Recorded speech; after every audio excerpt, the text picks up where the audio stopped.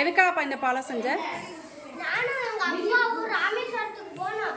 அப்ப யோசிச்சேன், அட நம்ம ஸ்கூலுக்கு அறிவியல் திருவிழா வச்சிருக்காங்களே, அதை இதுல செஞ்சா எப்படி இருக்கும் அப்படின்னு நினைச்சு நான் எங்க அப்பாக்கு ஐடியா கொடுத்தேன்.